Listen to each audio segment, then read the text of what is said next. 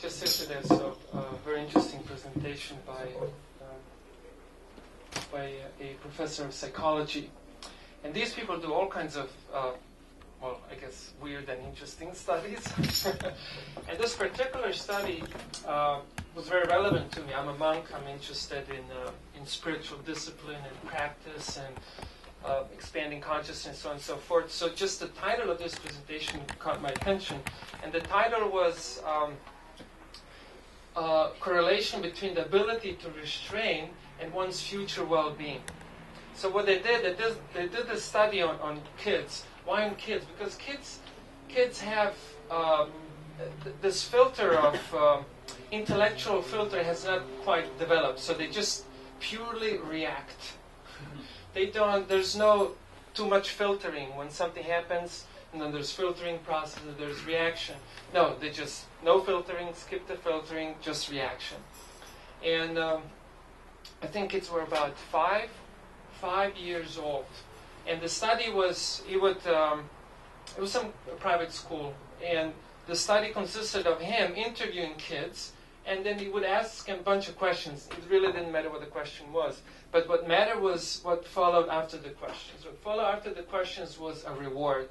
He would reward the kids. Oh, thank you. You know, your answers were beautiful. Thank you for helping me with this research project.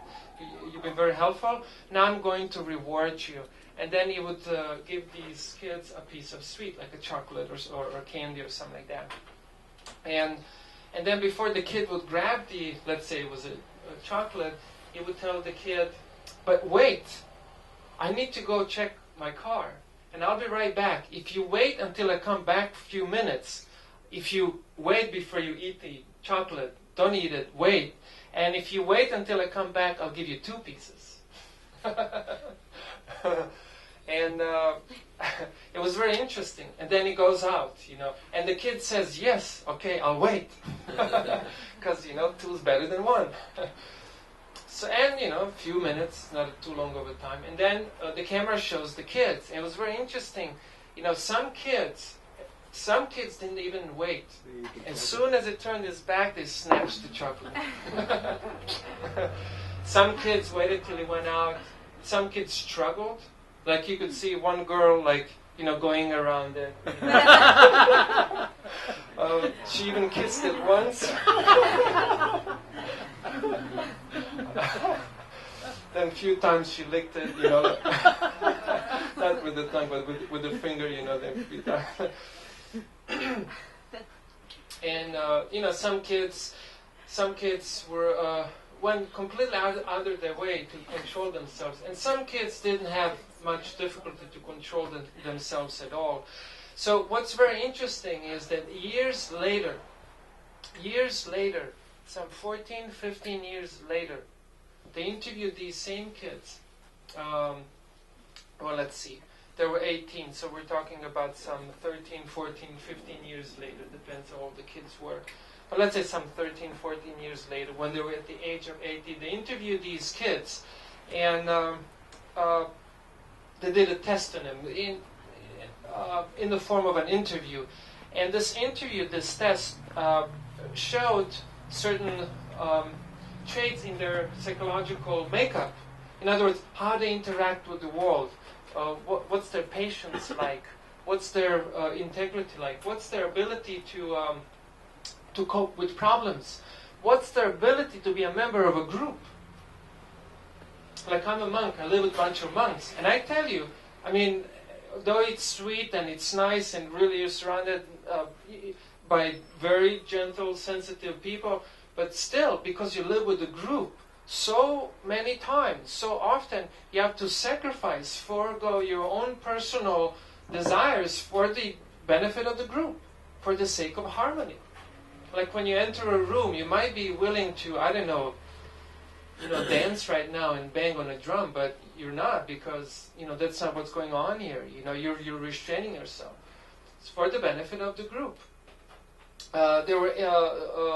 Their ability to control their ego expressions, specifically false ego outbursts, so on and so forth. And then they interview them some years later, and they observe their lives. Now the kids, the kids that were at the age of 4 and 5 were able to restrain themselves, even for that short period of time, have scored so much better in their lives.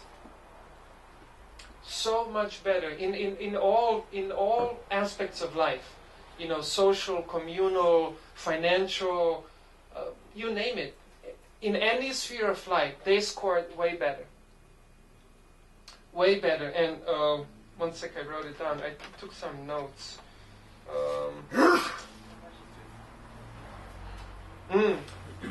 Overreacting, frustration, the ability to cope with frustration. Let's see, acting well under pressure. Acting well under. As soon as there was some pressure, the kids that at the age of 4 did not have ability to restrain themselves, just didn't do well when the pressure was exerted on them. Any kind of pressure. You know, pressure to achieve something, pressure from parents, pressure from society, pressure at work, pressure in a relationship, pressure anywhere. And therefore, the kids were not able to act well under pressure, were not cooperative. Were not cooperative. I mean, when I read this, I was thinking, my God, this is America nowadays. I moved to this country 1999, that's 11 years ago. 11 years ago. And I tell you, when you come from a culturally, socially different country, when you come to America, you see the vast difference. I saw America. I saw people unable to maintain communities, to maintain relationships, friendships, community. Back in the 60s and 70s, probably before most of you were born, there were communities popping all over this country. That's what attracted me particularly to California. Then you come over here and it's none of it here anymore. And neither are people individualistic, which is another very interesting thing. In other words, they become sort of like sheep, you know. Because when you don't have this ability to restrain yourself, neither are you able to be a member of a group, neither are you able to be an individual, you know, like standing out, you know, going against the current, you know, doing things because you know they're right, not because, you know, everyone else is doing it. You know, ability to think independently. Huge difference between, you know, one set of kids and the other set of kids. More the ability of the kid was to restrain oneself, better the kid scored in life. What else was there listed? Indecisive as opposed to confident. Prone to jealousy and envy and so on. A huge list, you know. And so when, you know, one of the things that we're trying to promote here in Krishna Lounge, and it's a thing that's sort of looked down upon, is self-restraint. Because, okay, I guess I should say this. When they did this study was preceded by division of time in 3 obvious categories: future, past, and present. Future, past, and present. And each of these was further divided into 2 categories. You know, past positive, past negative. Present, how did they divide it? Present hedonistic and present faded.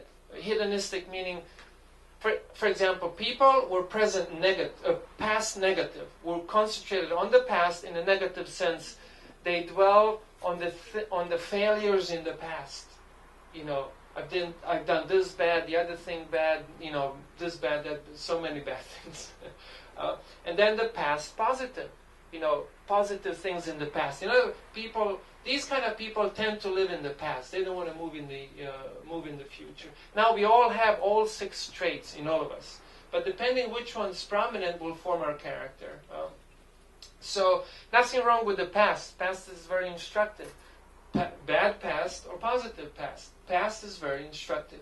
And then the present hedonistic means that I don't care about the past. I don't care about the future. I don't care where this leads. I just want to have sex. I just want to drink a beer. I just want. I want. This is present hedonistic. No too many plans for the future. And then the present fatal means kind of also relaxed, but does not make much endeavor even to enjoy in present, because everything's fatal, everything's predestined.